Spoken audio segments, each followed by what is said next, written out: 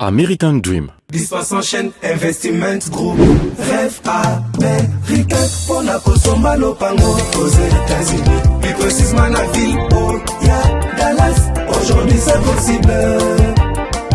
Pays m'a pendant 30 ans. Mais vous trompez pas la Grèce. Dispace en chaîne, Investment Group. Voulez-vous acquérir une maison aux États-Unis? L'agence immobilière Dispensation Investment Group d'Elite Global, basée à Dallas, vous en donne l'opportunité. Il vous suffit de verser un acompte pour acquérir une propriété que vous payerez progressivement pendant 30 ans. Oui, vous avez bien entendu, pendant 30 ans. Contactez-nous au +1 737 420 84 24, au +1 469 720 60 93 ou au +1 737 548 51. Dispensation Investment Group, investissez dans votre avenir avec l'immobilier aux États-Unis dès aujourd'hui. Oh ma papa, ton maman Lopango. Rêve américain. Venez nous contacter. Rêve américain. Tapez sur Google. Dispace en chaîne, Investment Group. Na moke na komi baye. Lopango elenge. Ozala bayere elengi pou. Héritage à bana. Rêve américain. On a consommé Lopango aux États-Unis. Plus précisément la ville où y a Dallas. Aujourd'hui c'est possible. Pays m'a pendant 30 ans. Le peuple. Bonjour. Nathalie, moi, mon tata Moko, il a parlé du président de la République. Pour moi, je fais les cris au président de la République. Maman filme très bien. Je suis la maison civile des chefs de l'État. Elle n'a pas parlé de l'aide. J'ai informé la maison civile avant de toucher Birata Moko. Bato Bakukufawa. Nadalinga Moko na kati. Na matrangai na 17 koko. 17 koko. Badali bana. 17 koko. Bana bote bana la 17 koko badali bana. J'écris à la maison civile. Fais tout pour informer les présidents de la République. Batali yango. Ngai écrit na ngai idali na président de la République. Il a le sabotage. Président Yokangai, il a sabotage, il y a gouverneur, il y a ministre contre le régime nayo. T'as bien, sauver le peuple, vas-y, vous êtes bango place na bango, vas-y bango bango baton maintenant. J'ai terminé. Je m'appelle Kamoyana.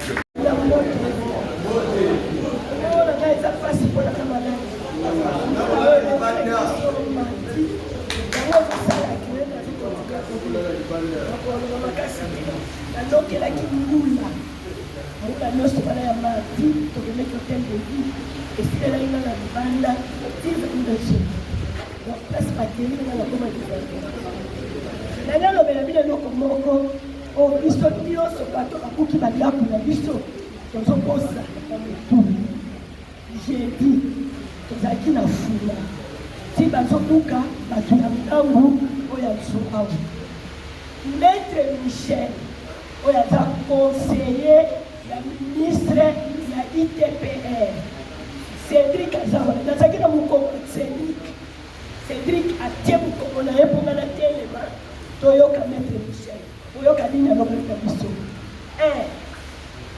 buki biso toza tozali mayele. Donc là, tozali mayele. Qu'est-ce qui nous empêche donc il y a la justice? Donc là, maintenant, ça fait 16 jours. Qu'est-ce qui nous empêche donc il y a la justice? Nega babuki biso. Aye bakaete après, comme la sanité non-droit. So comme la sanité non-droit. Bakokala batol. So bakani batol. Bakotekela yango bachinois mpo baya kosala bamagasin na bango. Nous sommes des petites et moyennes entreprises. Nani akosali katikati na biso nyonso awa balufabu biso moto na moto azalaki na boutique, moto na moto azalaki na balocataire, moto na moto azalaki na commerce oyo azalaki kosala. N'est-ce pas bazoétouffe bapetite et moyennes entreprises oyo biso tozali kosala na bareforme traditionnelle na biso. Alors maître Michel alobi soki basilisi ndenge bakosala wana nani ovd akoya kotia batone après koya kotia batone chinois vont construire Donc attendez-vous à ce que demain ou après-demain, on a un bâtiment où côté les Pawana et qu'on a un chinois. Donc on nous a détruit pour nous vendre aux expatriés. Pour attaquer le président, il y a déjà capoté le régime naïe. Le régime de Tshisekedi qu'on est en train de détruire. Ils sont contre le régime de Tshisekedi. Pourquoi Tshisekedi a dit? Tshisekedi ne connaît pas. Je suis je prends la responsabilité que Maison Civile me donne les documents du président de la République. Moi, je vais le remettre. Il y a des choses qu'il ne connaît pas. Tous ces ministres-là provinciaux, même les gouverneurs, ce sont des sabotages. Président, ils ont sabotage. Même si tu es là,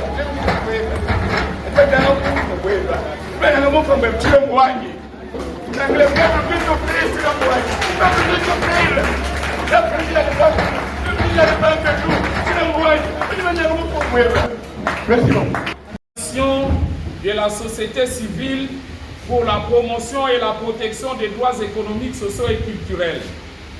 La coalition de la société civile pour la promotion des droits économiques, sociaux et culturels, coalition DESC, s'est réunie en assemblée générale le samedi 22 novembre 2025 à Kinshasa pour évaluer la situation socio-économique déplorable que traversent les victimes du site Funa à la suite de l'opération de démolition des constructions dites anarchiques lancée par le gouverneur de la province-ville de Kinshasa et exécutée par le ministre provincial des infrastructures. Après examen de la situation, il se dégage les constats suivants.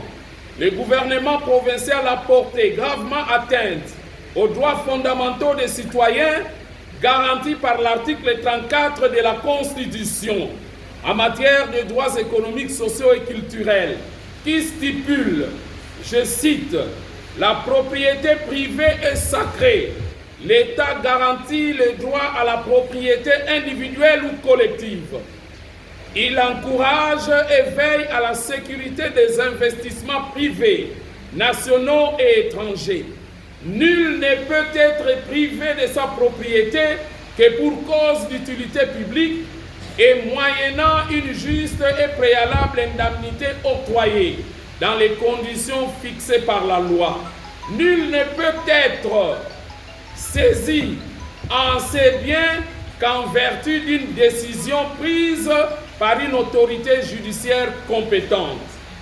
Pour avoir manqué au devoir de protéger les investissements privés des citoyens qui concourent à l'instauration d'une classe moyenne tant souhaitée par le président de la République, chef de l'État, pour avoir manqué au devoir d'indemniser les victimes avant de procéder à la démolition-expropriation, pour avoir manqué au devoir d'obtenir un jugement, une décision établie par une autorité judiciaire compétente, pour avoir manqué au devoir de respecter les standards des droits de l'homme qui exigent un traitement équitable à tous les citoyens, l'opération de démolition des maisons et immeubles construits en matériaux durables il y a environ 30 ans sur le site de la Funa par les efforts de nos populations doit être considérée ni plus ni moins comme une démolition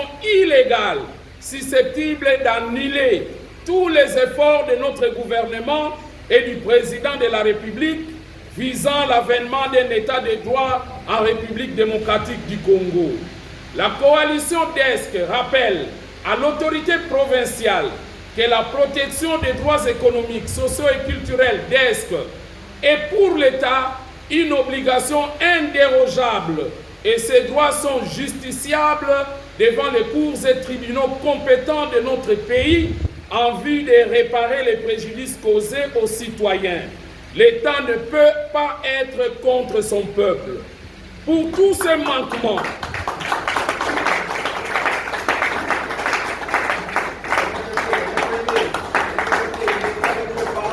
la coalition DESC rappelle à l'autorité provinciale que la protection des droits économiques, sociaux et culturels DESC est pour l'État une obligation indérogeable et ces droits sont justifiables devant les cours et tribunaux compétents de notre pays en vue de réparer les préjudices causés aux citoyens. L'État ne peut pas être contre son peuple.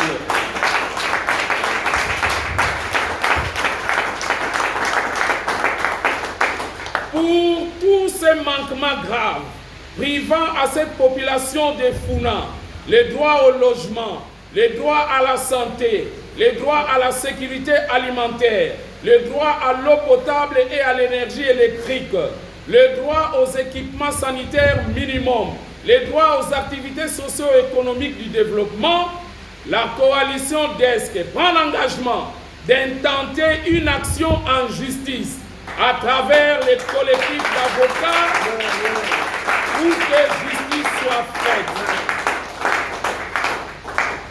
La coalition DESC prend l'engagement d'intenter une action en justice à travers les collectifs d'avocats pour que justice soit faite. La coalition DESC sollicite 1. L'accompagnement du président de la République, chef de l'État, pour faire suspendre l'opération démolition-expropriation des citoyens et faciliter l'indemnisation des victimes dans les meilleurs délais. 2.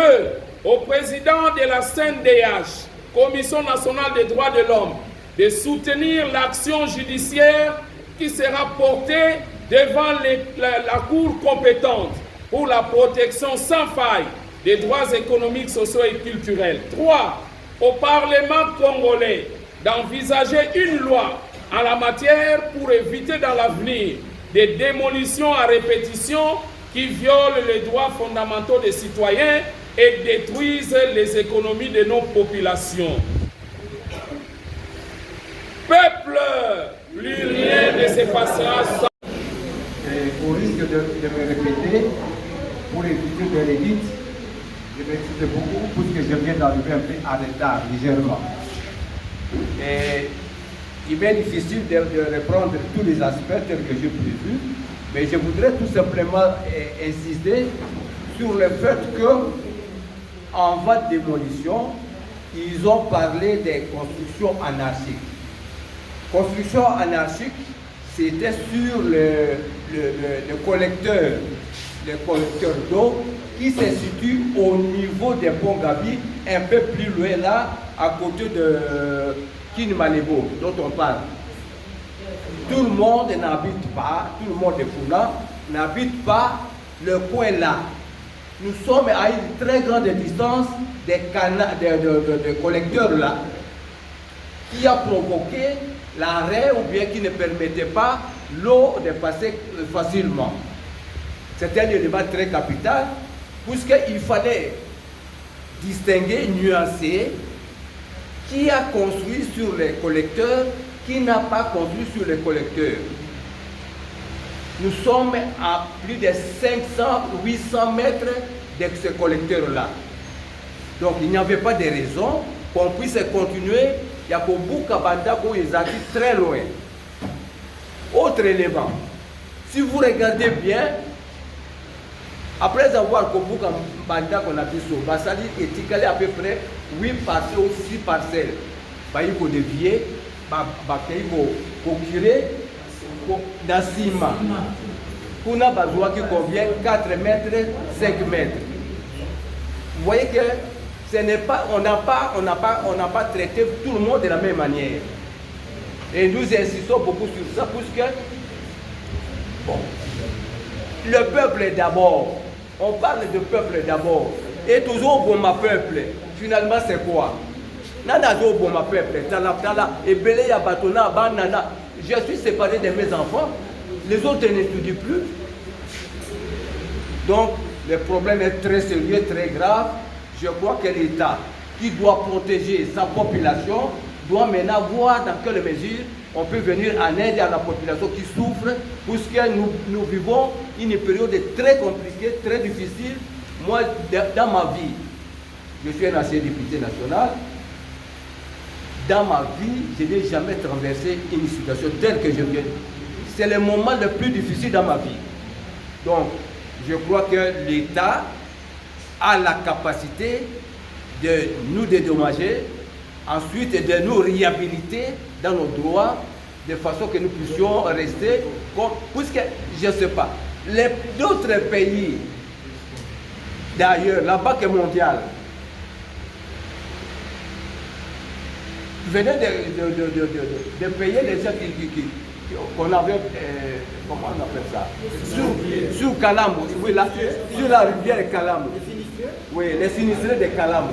Comment voulez-vous la Banque mondiale, qui n'est pas même un organisme congolais, qui songe à indemniser les gens et notre propre gouvernement ne peut pas songer pour nous? Voilà tout, je m'excuse beaucoup pour le retard, je vous remercie. American Dream. Dispense en chaîne Investment Group. Rêve américain pour la Kosomba Lopango aux États-Unis. Plus précisément la ville où y a Dallas. Aujourd'hui c'est possible. Pays m'a pas 30 ans. Mais vous trompez pas la Grèce. Dispense en chaîne Investment Group. Voulez-vous acquérir une maison aux États-Unis? L'agence immobilière Dispensation Investment Group d'Ailid Global, basée à Dallas, vous en donne l'opportunité. Il vous suffit de verser un acompte pour acquérir une propriété que vous payerez progressivement pendant 30 ans. Oui, vous avez bien entendu, pendant 30 ans. Contactez-nous au +1 737 420 84 24, au +1 469 720 60 93 ou au +1 737 548 51. Dispensation Investment Group, investissez dans votre avenir avec l'immobilier aux États-Unis dès aujourd'hui. Oh ma papa, ton maman Lopango. Rêve américain. Venez nous contacter. Rêve américain. Tapez sur Google. Dispense chaîne Investment Group. Na moke na komi baye. Lopango elenge. Ozala bayere elengi pou. Héritage à bana. Rêve américain. On a consommé Lopango aux États-Unis. Plus précisément la ville où y a Dallas. Aujourd'hui c'est possible. Pays m'a pas 30 ans. Problème, il y a avocat, ou l'équipe d'avocats, auto bengaki to salaki réunion na bango, na salaki plus ou moins 6, na mususu bazali na nzela, et siko bazali 3 nde bozali komona. Likambo tozali kosala ezali likambo ye moko nzambe akosoutenir. Ça veut dire quoi? Nous devons avoir toute notre confiance. Je vais donner à un de maîtres, pour le plus jeune, toi Zana Katikati. Agotang la biso article 34, yango nde ezoko fondé démarche na biso nyonso. Bazali wana bango misato, bawoye bakolimbola na biso ata na mwa moko. Agotang la biso article 34. Boboye ba que vraiment l'État azali kosala biso pasi oyo na tomona te. Surtout le gouverneur oyo bazali koya komanda ngobila ezala kimbuta, mais ngobila eko aggravé oyo pe toyo komona ezali pasi. Il faut toyeba que na kati ya mibeko makambo tozali kosala ezali aliment. Maître, vous avez la parole. Chapitre 2, titre c'est les droits économiques, sociaux et culturels. Article 34. La propriété privée est sacrée. L'État garantit le droit à la propriété individuelle ou collective, acquis conformément à la loi ou à la boutique. Il encourage et veille à la sécurité des investissements privés, nationaux et étrangers. Nul ne peut être privé de sa propriété que pour cause d'utilité publique et moyennant une juste et préalable indemnité octroyée dans les conditions fixées par la loi. Nul ne peut être saisi en ses biens en vertu d'une décision prise par une autorité judiciaire compétente.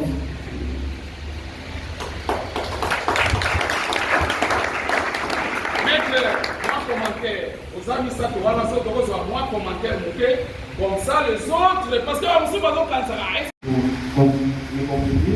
alors cet article garantit le droit de propriété et cet article donne aussi la possibilité au cas où l'État violerait ses droits de propriété, celui qui est victime peut saisir les instances judiciaires pour se faire indemniser. Voilà un peu en gros ce que je peux dire. Et je laisse la parole aux autres confrères pour peut-être me conclure. Alors, merci beaucoup pour la présence de chacun. Vous m'entendez? Je voudrais expliciter un peu le contenu de cette discussion et rappeler à tous et chacun que l'État congolais, autant de chacun de nous sommes sujets de droit. C'est-à-dire autant que nous, les personnes physiques, nous sommes soumis à la loi, autant l'État congolais en tant que sujet de droit est également soumis à la loi. C'est vrai que l'État a un pouvoir régalien, mais lorsque une personne physique ou morale est titulaire d'un droit, c'est-à-dire quand l'État le reconnaît comme tel, parce que les agents qu'on appelle les conservateurs des titres immobiliers, quand ils vous délivrent un titre de propriété, ils agissent au nom de l'État congolais. Si vous n'étiez pas à l'autre, si vous aviez acquis votre parcelle dans un endroit qui n'est pas accessible, en principe, l'État ne peut pas vous décerner les titres. Et donc, quand l'État vous donne les titres de propriété, il est tenu lui-même en tant que sujet de droit de respecter ce droit de propriété. Et au cas où l'État, parce qu'il a le droit de dire que j'exproprie là où nous sommes ici, pour faire par exemple un stade de football.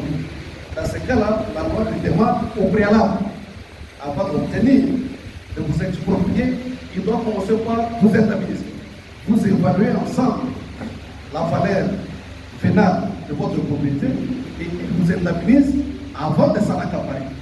Mais s'il se permet, comme un rebelle, de venir détruire, malgré la détention par vous des titres de propriété, là il commet une faute et nous sommes fondés, comme l'a dit le président de la séance, de saisir les instances judiciaires, mais comme c'est un combat contre l'État, ce genre de vulgarisation, ça avère d'une importance capitale parce que les autorités, gouverneurs, président de la République, premier ministre soit-elle, doivent être totalement soumis au droit et toute violation doit amener les instances judiciaires à sanctionner.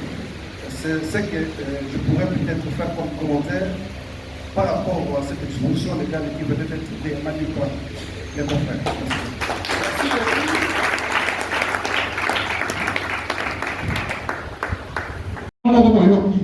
Et on tient la constitution. Ça va est-ce que on va continuer dans l'opinion que bateau va tomber ici dans ma belle, ça n'est bateau va courir la tête. Première chose, l'État il faut recenser bateau nyonso bavandi na esika oyo ya botola. Est-ce que ça là qui a mot? Mais makambo vraiment ezali mao. C'est-à-dire que l'État dans Wabuki a émis nombre à Batouté, Baoyo Bakweli Makambu, a évité papa, maman, a évité Bana, a évité unité à production et à développement, donc socio-économique, a évité. Deuxième chose, à Royoki, et va mettre Balimboli. Avant que ne kobanda kobuka, pour que ça monte, et l'on peut s'attirer kolokuna, il y a aussi un liberté tracteur pour. Avant banda kobuka, et c'est que l'yoyeba, d'accord, nous avons kobuka, ça combien? $100,000. Oh, ça combien? 800 000. Oh, ça combien? 60 000. Oh, ça combien? Oh, évaluer encore le dit que non, trouvons de l'argent. Indemnisons ces gens parce que Batouana, Bazali n'a pas de document. Est-ce que Basala qui a un mot? Mais loin lobby au préalable, donc avant au Bouka. Deuxième chose, troisième chose. Au Koki Kokende Kobuka te, ce qui décision est outil la justice. Est-ce que la décision est outil la justice? C'est-à-dire, il n'y a pas une décision de justice, il n'y a pas un jugement. Oh, lobby, oui. Moi, ministre de la Justice, n'a moni que vous avez raison, bateau d'ici Bazali, et Zali Mabé, pour indemniser Bango, jugement Yango, ok, le Kobuka. Nous ne sommes pas dans un état de la jungle, dans un état voyou. Donc, loi Yango est Kangi. Alors, ceux qui sont allés par citoyens, sont allés par casse, pour Mundela, par intérêt au Yabiso, de côté les mains, pour Bangate, tokokoba tokokontinue parce que c'est dans la loi makambo tolingi tosala. Toyokani toyokani. Donc l'article qui a été visé, qui a été violé, c'est cet article-là. Sikoyo, tolingi topesa moke avant de la présentation à collectif. Quand on est quand même à mettre en autre zone, on a mis le militaire, on va comprendre la bango, bazali banani, bazali na baronini, et puis ma casse nini, on va rozalapo, va quoi pour la biso, pour les aïkumba. Ils sont dans la société civile, les hommes à la vie sauter. Donc on est là, va retraiter, va trouver si bango 2500, la ministre Tony Mwaba là qui na enseignement, donc même bango il est na cour, na conseil d'État. Et puis juge wana azwaka azalaka bazo juger biso tozawana tozali kota. Donc ce qui tozali que état de droit ezali biso tolo continuer ko promouvoir yango okomona que à la fin en fin de compte l'état de mutwaza na bisolo. Soko zo kende on ba beninga na ndenge lobi ministre affaires foncières. Déjà je dois dire ceci. Au niveau de la société civile, on n'est pas fermé dans la négociation. Nous tournions sur le cahier. Mais, dans nos autres qui découlent aux salariés de mon côté, on va rejoindre la société civile et puis nous avons la communauté d'Abino. Et ça dit qu'il y a parce que ils sont, tant que nous avons un cours à partir de la semaine prochaine, ils sont en monitoring. Monitoring, il y a Ezali. Tokokutana ba autorité nyonso wana tokoposer bango bituna bango ba yanola biso soki bazana torto ba na raison. C'est ça qu'on appelle le monitoring des tests. Monitoring ya ba droit économique et socio-culturel. Donc biso na ngam na biso twana ba étape ebele oyo tokosalela. J'ai dit déjà donc au président, vous ne pouvez pas vous inquiéter, mais il faut que ndenge lobi boye transparence ezala bato bayeba makambo oyo bakoki kosala. Et puis mutu moko ya société civile accompagner bino et puis un avocat ya collectif pour kozala ensemble pour koyoka ministre affaires foncières. Mais dans l'entretemps biso ba débattre na biso esengeli continuer. Oyokani commis des victimes de la démolition injuste de l'avenue Mouna quartier Boloma, vous allez pour réclamer une indemnisation à Bissou. Il a expliqué pourquoi l'injustice wana est au quand on va commencer à Bissou l'aide et que bazar pour démolir Bissou dans 72 heures. Donc il y a mettre Jean, na mettre donc moi pour kutana ministre a dit la Bissou avocat naie et puis conseiller juridique naie. Nous voulons dire à ma réponse à ma zalaki que nous allons pouvoir tirer mal. Et pour nous tirer, il faut nous à peu près 12 mètres. C'est l'explication de ma mot. Nous avons 12 mètres de l'engagement mon abisso, 12 mètres de l'engagement mon sous. La maître va expliquer c'est 12 héritiers pélés, on va pas voir les amis bouquets. Alors 12 héritiers pélés, dès qu'on va dire discussion à ma mot, dès qu'on va dire donc il faut que ça la descente. Il va m'envoyer, parce qu'il descend dans le terrain, il va comprendre combien il y a combien de gars pour la vie. Alors, tant que Bazoki va salir, descendre Bazoki. Si nous avons posé la loi, qui rapport, si nous avons posé la Makoya, on va 5 mètres ou 6 mètres côté, nous sommes mis par lui. Alors, juste, Batouana va être Koya, mais l'autre qui nous a compris, c'était un vendredi. Alors, quand on va être l'homme qui nous a compris, ils sont venus oui, nous allons d'accord pour la Kukuka, les 6 mètres ou 5 mètres au Locane la ville, au Bino Wapé pour le Maki, pour tirer mal. Réponse d'abord, ils allaient 6 mètres sur le terre, pendant qu'on a des tâches, tout, nous avons beaucoup. Place nous avons des injustices, il y a besoin de quoi. Alors, tant qu'on va faire la Kukuka, maintenant c'est à la côte des vallées, gauche à droite. Bango côté Moussou, Bazali, Kobuka, 4 ou 5, acceptons même 6 mètres.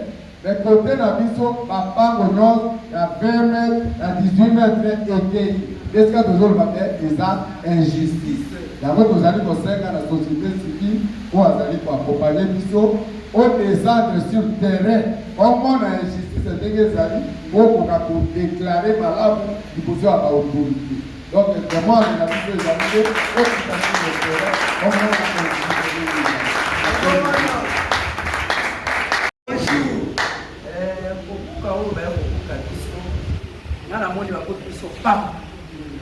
expliquer ndenge Funa eza lokola le fleuve Nil. Funa ya se na funa ya Likolo.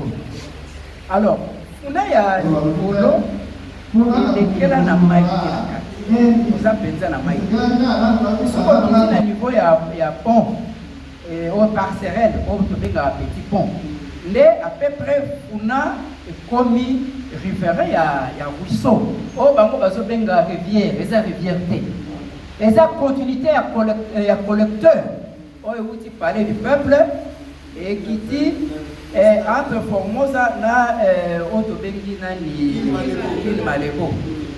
Mais on a pas kende batala parcours et si ka ba problème ezali non ba yena balabala funa oyo balabala commercialement et comme makasi. Donc normalement ce qui ba yaka Batali niveau connecteur na bango eza musika na biso mais à 300 mètres même 400 mètres puisque avant comme na biso funa likolo il faut les canaux qui ne malebo ni on se traverser problème eza na connecteur kuna musika toza kuna te na trajectoire baye ko buka bandako eza awa omona wa et c'est ça, nous avons l'impression qu'il y a une mémoire. Impression à la toza na ngoto kolobango que en tout cas tout le monde est clair. Même funa ya se ba o baza riverain na Rousseau. Okoya bobuka ndako mutute ndenge baloba ke balongoli ndambu lelo babuki oyo nyonso eza na problème te babuki nyonso lokola ba biscuit. Bon comme il a se banda kwa zwao bazu mwa muke cha 3 mètres. Dualité nani wana utu wapi nani auto benga ka 2 poids mesuré utu wapi. Ezo lakisa ke baza penza na besoin zwao. Baza mingi c'est l'impression que nous avons. C'est cette impression que nous avons. Baza na besoin ya funa ya balabala oyo komi na boom économique. Alors, toko lakisa bino noir sur blanc na yebite so ba permettre ngai.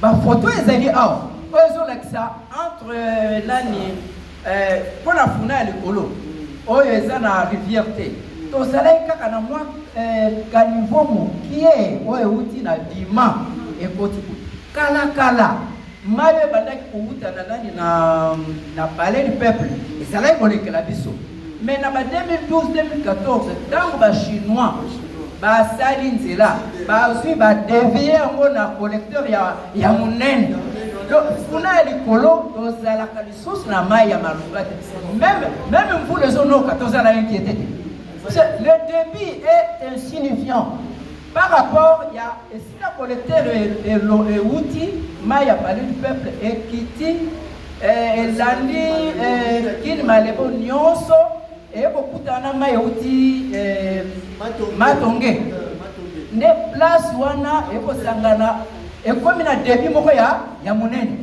même tango toloba funa ya se tango bazalaka lokul mai ekulaka somona problème ezali na biso kaka na parcelle oyo tobengi petit pont esika bamarché nyonso eza zingazinga bayaka kobwaka bafulu bon mpona kolongola fulu fo yango buka bandako bomona basala donc c'est cette impression là que nous avons que nyonso eleki eza incohérent donc c'est une injustice moko ya makasi ndako mutu oyo kobuka eza lokola yo mutu ozokatela mutu nani aliwa donc na mutu akateli mutu nani aliwa na oyo kobuka ndako atonga na pasi ndako atonga kobuka ndako muningi eza facile batinda bibliothèque oyo yo bakobuka tokota donc tozala bafoto oyo ezolakisa ke même na se oyo baza kolonge na mai mais il suffit kolongola peut-être 3-4 mètres esili tomoni ke ya une injustice puisque ndako afuna nyonso ekukami ndako azwa baye kozwa mwa 3 mètres elingi eloba nini alors 2 poids 2 mesures wana bakolakisa biso ça veut dire quoi nakanisi mokolo mosusu mpe na cours ya baémission nakopesa bafoto bata tokotala meme banani baagent ya foncier baya kotala merci beaucoup na kozala molai ti mpona tika balina mosusu ke funa ya se na ya likolo eza balabala mais eza c'est comme le nil bleu et le nil blanc alors awa na funa likolo toza na mai awa te oh rivière na funa to na rivière toyebi oyo euti nani oyo tobengaka oyo euti non wana mpe eza collecteur ce sont des eaux useuses oyo ezobenda ti boye mais vraie rivière oyo biso toyebi oyo euti etraverse selembao etraverse bumbu eleki na université nani c'est ça université kimbangiste ayeti na église ya Soni nde biso toza lokola ba-affluent ya rivière wana ntango etomboka na mituka ekendaka c'est ça la rivière donc funa likolo toza na mai awa te toza na kini malego yango oyo oyo eza en prise oyo tozalaki nango wana de 7 à 14 mètres bisika mosusu soki bayaka kobuka nsima balinga babuka ndako moko puisque toza na vide ya monene awa en prise ebandaki de 7 à place mosusu okuta 14 mètres na se na mo ntango ozokita na mo kuna oya okuta kini malebo akoti mwa moke en prise wana ediminue mwa moke mais soki bayaka kaka mpona kobongisa ke babuka kote balinga babuka biso c'est toza na vide ya monene alors tokolakisa bafoto mosusu yango oyo toujours ezolakisa estce esika mai ezali moto akotambola likolo estce esika mai ezali rivière moto akotambola likolo baba okosa biso rivière yani nous avons l'impression que y a quelque chose qui ne va pas yango tolingi l'état ye aza nani tata alakisa biso donc tokomona ti na nsima koto oyo même ntango délégation na bango bayaki totambolaki na 4 emprise oyo bamwa bavideo amateur ezali nyonso cours d'une émission tokolakisa yango merci beaucoup merci wana baavocat na biso bakozala na ntina na yango epuis biso na ndambo na biso toza deja na bavideo ebele soki tokozala na banani mosusu tokoyeba koprojete yango na opesa maloba na président azobakisa mwa commentaire bongo nsima na yango avant président oui bonjour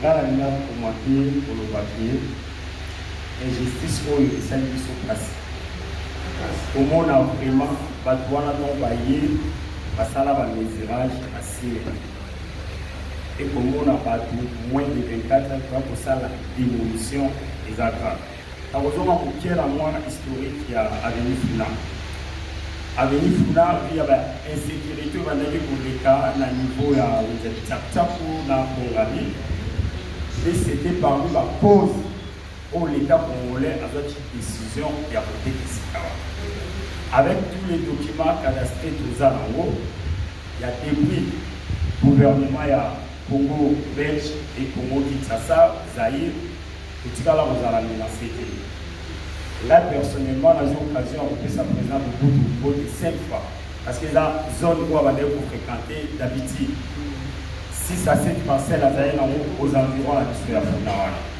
donc président mokuta abandaki koya ba week-end tozozwa occasion ya kokutana naye okamwaki ye koya kosala démolition esika bato bavandi plus de 30, 40 ans, 50 ans sans même konotifie biso ni garantie apesi biso pauvreté ya niveau moko na yebi biso tokoloba nini toza libanda bafamille bafoyer séparé otala lisusu depuis mosala ebandaki ebandi tisuka contradiction entre bango na bango après 2 parcelles koleka biso baye kosala mesirage alors que mesirage wana ezosauve tous les parcelles oyo toza wana soki tokomi na avenir po bosenga société société civile bokoma sur terrain bokomona ke 5 parcelles etikali mpe bamesire bango ba 6 mètres toke na elle ama tonge tomoni bazwi bango ba 3-4 mètres donc veut dire bazwi bango kaka parti oyo babenda na mai donc batika na baparcelle na bango ya balimite ya kala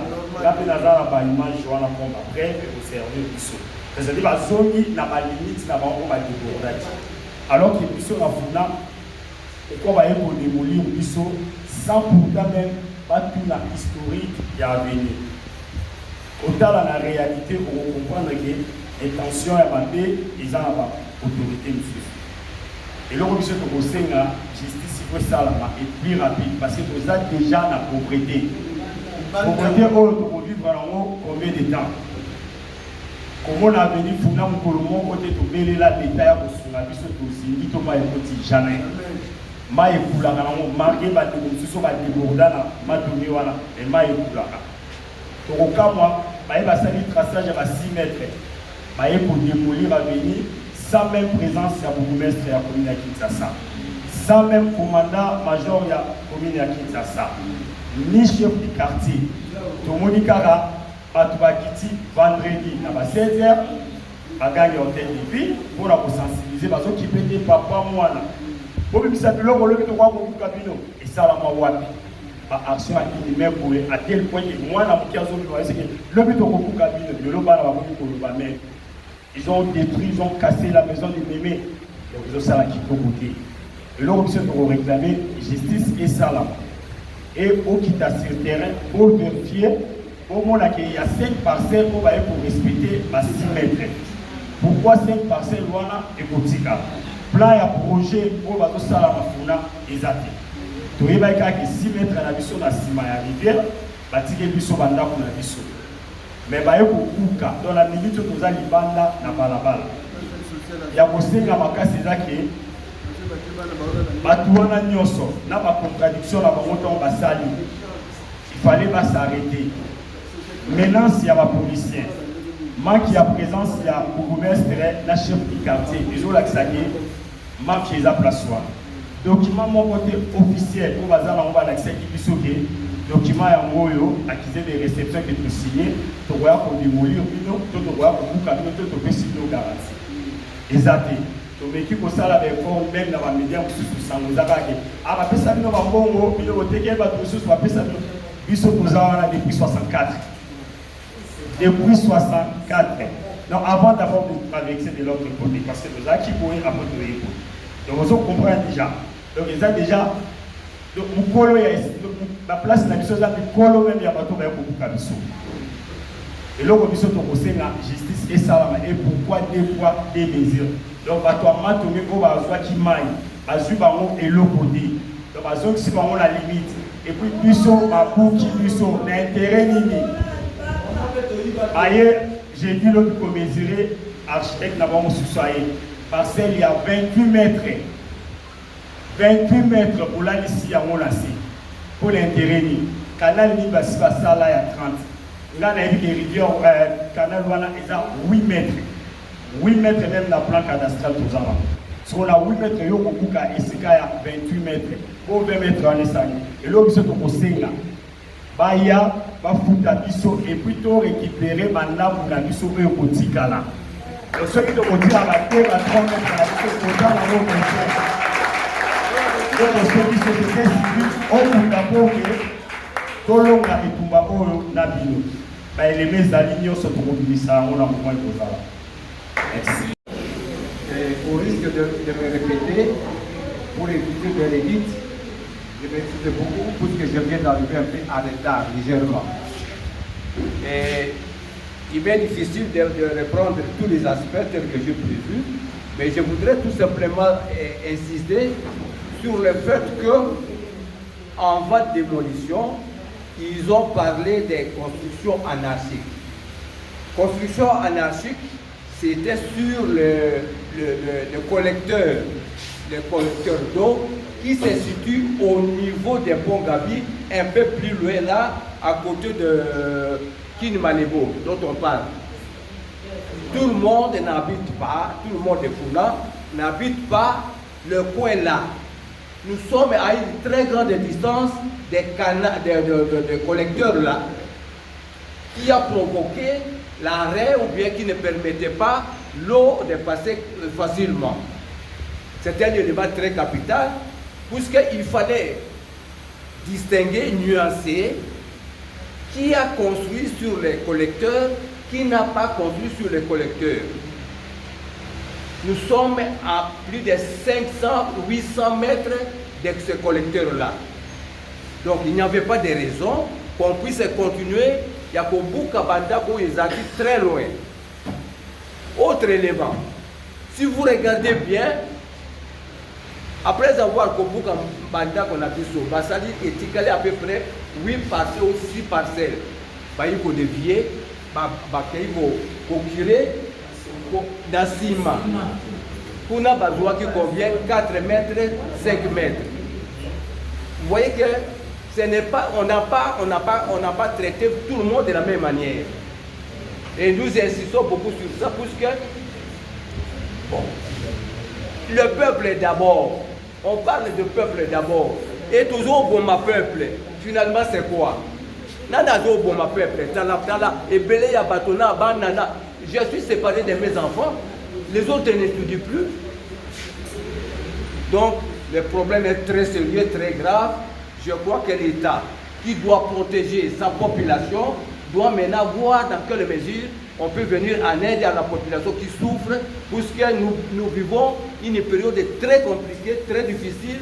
Moi, dans ma vie, je suis un ancien député national. Dans ma vie, je n'ai jamais traversé une situation telle que je viens. C'est le moment le plus difficile dans ma vie. Donc, je crois que l'État a la capacité de nous dédommager, ensuite de nous réhabiliter dans nos droits, de façon que nous puissions rester comme, puisque, je ne sais pas, d'autres pays, d'ailleurs, la Banque mondiale, venait de payer les gens qu'on avait, comment on appelle ça, sur Kalambo, oui, sur la rivière Kalambo. Oui, les sinistrés de Kalambo. Comment voulez-vous la Banque mondiale, qui n'est pas même un organisme congolais, qui songe à indemniser les gens, et notre propre gouvernement ne peut pas songer pour nous? Voilà tout, je me... Maître Gabriel Mouebou, avocat au barreau du Kassai central.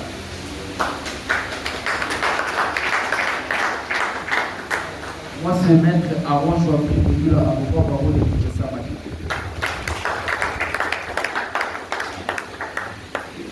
Merci beaucoup. On va dire avant commentaire de faire avant cette proposition. Deux propositions, il y a pour le coup par rapport à la Constitution. Et dans la Constitution, on a fait dans 229 articles. Pourtant, les mots il n'y a que deux choses qui sont sacrées dans la Constitution. Les propriété privée, article 16, l'article 34, et la vie humaine. Vie humaine, l'article 16, est sacré, propriété privée, est sacré. Ce qui est sacré, est interdit. L'État a le droit à voter sans passer par une décision judiciaire. L'État a le droit à détruire la volonté sans obtenir une décision judiciaire. Ou on a pénalisé. C'était une question importante parce que c'est un droit reconnu à tout et chacun, et la simple chose à faire, c'est ça pour défendre la moitié de souffle, et c'est ce que nous avons fait. Et là, comme on a dit, Maître Laurent Toubé, dans un avocat, la parole est Kinshasa Gomé. Moko ya ba ancien na quartier. Nazali moko ya ba ancien na quartier. Et nayebi historique ya quartier bien pour la botami na quartier, la commune na quartier. Aujourd'hui j'ai 45 ans. Donc la botami wana na zoko na historique très bien. Papa Massamouna quand j'ai le temps en 1960. Baza parmi ba première taximen ya Kinshasa. Et à le temps en 1960, ce moni battu bazoko ma 2 ou 3 parcelles. Et puis, ils sont venus au en 1954, dans la botanité des histoires. Au commune en 1954, ville sécurité d'aller pour régler la quartier, où la sécurité le va créer. La sécurité d'aller makasi, beaucoup là, quoi qu'elle est bien beaucoup là, pour eux qui va katagi moutoussad, à l'époque, ils ont Fougou. Fougou, ils ont dit Mamat Mouye, Sika musique, Nyonson, ils ont dit Boubetama. Net à Kamwasi à Mobutu à l'époque, Koko Titi, toujours là. Alors, Sika Wana, normalement, pesa yango bato soto comment aller par rapport à insécurité et vous avez mikanda cadastre nyonso kuzwa te to komi na tomona ne quartier to mamati na petit pont et to soki dans la classe soki ba benga ba ponga bi ezali juste collecteur ko euti na ba quartier ça ni récent tozongola sima ya palais de Tete sima ya stade de Martyr au moment la sima stade de Martyr wana nyonso ils ont dit la collecteur, ils sont dans une classe pour terrasser Zoya et traverser place au Babandela qui est au Bouka. Les Sika Babengaka, pont Gabi. Ils traversaient Ouan. Ils ont dit, moi, ils sont au TCZ à l'époque. Ils sont sous politique pour le moteur. Ils ont mon amaille, ils ont pris le Négozotambola, ils ont les taxis et ils ont les capotés à Bissou de soir. Ils ont mon aïe, ils ont mon abouté au Sanala, collecteur, Bima. Et Bandego Petit Bakomi, Bazotonga. On était dans le port. Par rapport à Yaboutala, Batio Bazaki de la Martyr, Basi Bazipati collecteur Wana, Nioso. Et ça, quartier, ça, récent aux Omona. Au lieu de la solution ici, qu'un problème est bouclé. Ben, on va dans la Katikati, on va bombarder la Katikati. So, on va bombarder, on va bombarder la Moutou. Baye, Babou, qui founa, mon piba. Croyant que bateau batomaki la collecteur ndenge bazobuka bango bakosélimité wana epuye epa na biso bakoya bakokata 5 mètres comme c'était prévu et toyokomona badémolir bandako nyonso place mosusu ozomesika ozomona 28 mètres mais okokuka ndako motu 28 mètres po place wana olikosala fleuve to likosala toyebi te eloko tokosenga na leta ameka mwa moke kosécurize biso pourquoi ye nde aza na possibilité à sécuriser biso. Ce qui va nous baser la SK, balobi ke ba imposer biso guerre na bapaya. Et bon biso na mboka na biso na Kisasa, l'État imposer biso pauvreté, imposer biso insécurité, imposer biso biloko pelé. Pourquoi? Tandis que yo lobby pour créer sécurité na bisika wana pour pesa ngo expatrié. Ndeto lito yeba.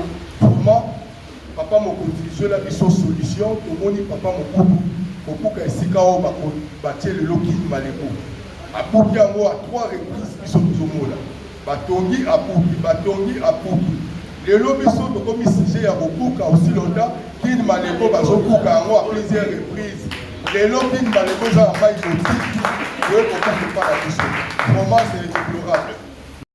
Pendant des semaines ozobanda le collectif va commencer la tractation. Au moni, étape wana ezala étape moko importante et c'est que na bango bayeba ndenge ni requête na biso ekokomama mais dans l'entretemps ndenge biso tozoloba urgence ezali et c'est que urgence wana esali. C'est vrai que la société civile n'a pas de moyens, c'est vrai que bino lelo bokomi ba sinistré ozali pe na ba moyens te. Mais, donc on a l'effort, n'a pas petit moyen autre, ça dit, n'a pas loué ça de l'eau, n'a pas média, bazoya, ils sont exagérés un lot comme mon côté. Oh, société civile, à côté à tier. Oh, il faut botia. Les longs, oh, avocat, ma raison, on a ça en boulaté.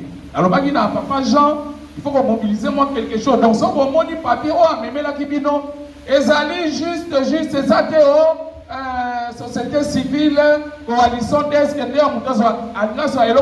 non, nous sommes dans notre mission. Nous avons déjà en contact avec la commission d'Est de la Nations Unies. Nous avons travaillé dans le moment où l'ouverture de Pessameli, avocat, requête, il faut être partout. Et puis, il y a une guerre civile. Tu as une guerre civile.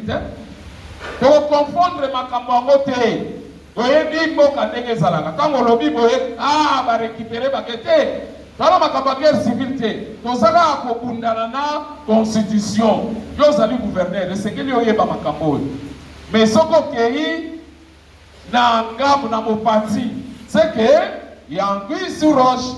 Quelqu'un nous a dit ici, est-ce qu'il y a une main noire? Une maman vient de nous dire, est-ce que les Chinois ne sont pas dans le magasin? Ou Bangonde, Batubazana, solo. Donc, tous sont makambo au sérieux. Ozana eloko na suka ya nani ya liputa bimisa yango pesa na papa Jean Mwazali kosenga ezali important. Bango ba avocat biso na société civile tokozala na déontologie éthique tokopesa bango soki tokoyoka na malamu ils vont plaider comme on dit pro deo bakosala yango mpona kosunga population mais dans l'entretemps po basala mwa déplacement oyo wana ataku tolobi ndenge nini esengeli basala na yango tokokende ntango tokokoma il faut bakombo liste tozalaki na liste ya une cinquantaine de personnes mais tozobongisa yango po tozala baélément nyonso nom poste nom prénom parcelle numéro biloko okungisaki situation okomi nango biloko nyonso wana tokozala nango na ntina mais moto na moto mpe akozala na carte na ye oyo ezokoidentifie ye tokoya kokoma te koo mutu te liye mpe akomi simise toyebi ye te donc tozozwa baprécaution nyonso na bakarte wana papa Jean président akozala nango kokosalela yango évidemment c'est un petit rien oyo kokopesa ye mais tokosaisir yango mutu nyonso il faut azala na numéro eya kokoma te bokoya komona mutu moko boye aza na funa te mais ye nde mutu akomolobela bino o non bapesi biso oyo tozonga tosala boye likambo tozali nango awa une maison ce ne sont pas des maisons précaires eza biloko ya ntsanga te ezali bandako etongami na matériau durable biso nyonso tozomona tozala bavideo lelo ifale toprojete mais mwa kokoso esalemaki prochainement tokoprojete na esika oyo basengelaki kobuka tozala bavideo wana opede moto azotonga oyo azoloba bien parti oyo ya kini malebo ifo elongwa mpo tokontinue mosala bavideo wana tozali nango balobi na biso teke odela kuna na funa donc esengeli mutu na moto tozala boye alima tosala makambo na ordre alors tokopesa maloba na baavocat juste peut-être présentation baro na ye peut-être moi commentaire soki azali nango soki mpe eza te toleki kosuka nango tozali kosala déclaration pour corroborer papa qui venait de parler notre doyen. Et puis il y a un autre doyen à la maison civile, comme Mikanda, comme la chef de l'État. Makabobosu et ça, le chef de l'État a été à côté. Donc la gestion, il y a cité, et ça dit dans le gouverneur, il y a un autre temps partout. Oh non, ceux qui n'ont pas il n'y aura plus de nation. Mamoula et l'équipe, et fou dire que Mamoula est-ce que Maïsa travaille là? On parler du peuple Maïsa Koton. Tomoni mokolo wana leki alobi banda kaka tozokuka mai ekomosala kaka 1 heure du temps mai non sesili abuki me mai ezali kaka donc bazo tâtonner et en appauvrissant les pauvres peuples, la pauvre population. Iloko wana esengeli to dimango te. Chers défenseurs, chers maîtres, chers avocats, donc si bino maloba to ko abanda boye donc etina suka bongo to kozonga comme ça to sala eloko mususu abango tepe buloyo isola bango tepe bulo. Maître Emmanuel Kamwe, avocat en droit de l'humanité, je vais vous faire nous suivons avec attention ce que le président Jean-François dit. Je suis de l'un des collectifs des avocats. Je crois en 2023, nous avons commencé le procès des enseignants. On vous a dit ici, nous avons assisté. Ils étaient comme vous. On les a retraités abusivement, on a tenté, ça n'a pas tenu. Nous avons commencé le niveau trop bas, au niveau des parquets. Ça n'a pas tenu, on nous a renvoyé au niveau des tribunaux, ça n'a pas tenu. Nous sommes arrivés au sommet. au Conseil d'État. Tellement vous savez, notre pays, on avait forcé le mécanisme. Je sais la lutte n'est pas facile, mais on va l'aider. On va l'aider, nous n'avons pas une autre arme que nous allons utiliser. Nous avons que la loi, nous allons d'abord garantir. Ce que je vous demanderai, parce que même en cours de ce procès des enseignants, il y a eu des politiciens qui appelaient les uns à côté, venez, on négocie, venez. Mais tellement que la cause était globale, on avait demandé que tout le monde soit strict en ce que nous devons faire. Et nous sommes allés au fond, on a terminé, on avait eu même gain de cause à 90%. Quels que soient les restes, là, vous savez, les politiciens dans ce pays, les exceptions viennent de gauche à droite. Hein? Nous avons fait un bon combat. Je crois aussi pour vous. Nous allons le faire pour valider. Soyez aussi sereins. N'écoutez pas de gauche à droite. Soyez fixés à votre coalition. Je crois que ça va bien aller. Je vous remercie. Merci de m'accueillir. Permettre au mot Kalonda Fiston. Bandeko Nangaki, Nanti moi et Moko. Parce que lorsque nous sommes allés à l'hôtel de ville, la fois passée, nous allons avait invité na kati na biso. Toyebi que ma maître bauti koloba, ma confrère bauti koloba, ils ont ça là, ils sont passés parce que la vie humaine est sacrée. Et que parmi babiso, sous bazar bandeko na bango, bazar ba député, bazar ba konzi, mais bazar na kati na biso awa. Alors tant que sous ndeko na bazar député azana nyoso, awo ko peso ete ni moko ya lopango to place moko, alors ko ya ko ambrier bato awa te, pona ko zongisa bango sima na ba makanisi moko ezanga tina po biso to sala na biso musala ndenge constitution ezoloba te. Biso tozo ndenge constitution ezoloba. Biso tozo combattre régime à place te, tozo combattre autorité moko te, mais tozo sala de façon que to revendiquer ba droit oyo ya biso bato oyo toza ba victime. Alors tozala ini ndenge tosalaka la fois passée na hôtel de ville kokendaka na ba porte ya bakonzi wana nazomona eza inutile. Que de poser plainte, de na organe oyo baza compétent, to initier action et puis de continuer à son malade. Ce qui va benga biso que non, to négocier tout ça la boye à son malade, mais procédure déjà est en cours. Alors to zala oyo kabiyoka yokate to yebi que za ba mutu to ba kozala bazaka tina biso ba bana ko décourager baninga que non to zwanzela oyo to sala boye. Alors na kosenga na bato wana bazala na mutema ya mawa ya compatir tozala ini. Merci beaucoup. Sama parce que c'est une cause noble, une cause juste. Avocat oyo bakobundela biso tokopesa bango maboko. Bango bazali na zebi, bazali na mayele bakoyeba oyo kosala. Alors, la coalition DESC, coalition à société civile, Tosalaki Moussala, na 2023, na 2022, na Monisco. Tosala Komituna, Boni Bokola Boka, population Maï et Salité, 1 mois. Sous Balango, il y a sous la Sanda, on a régime des gens avec le Foutissa, pas qu'on aille.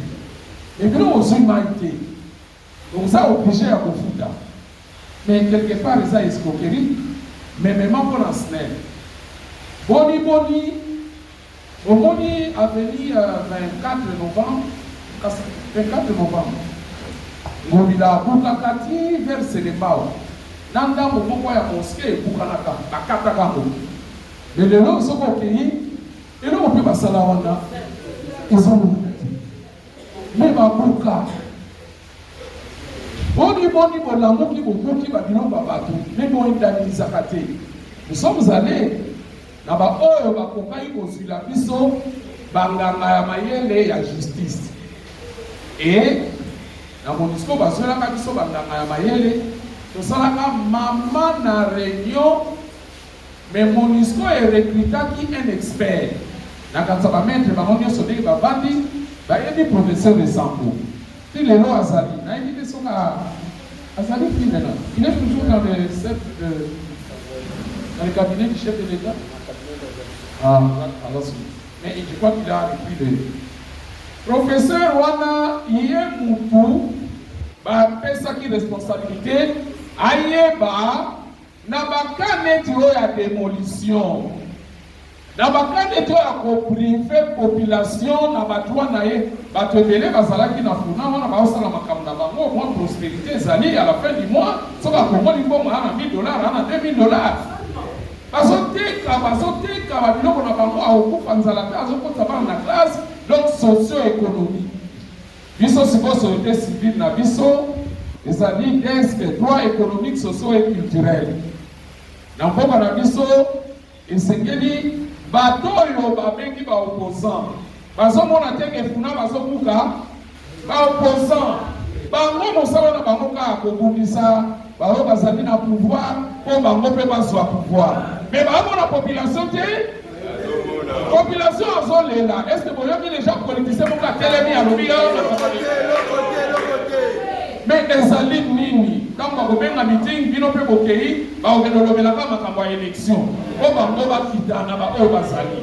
Tala ba politiciens to za na bango. Mais somo kei na France, o mona ba opposant. Soki likambo modelo zui population. Basala ka nini? Ba telema.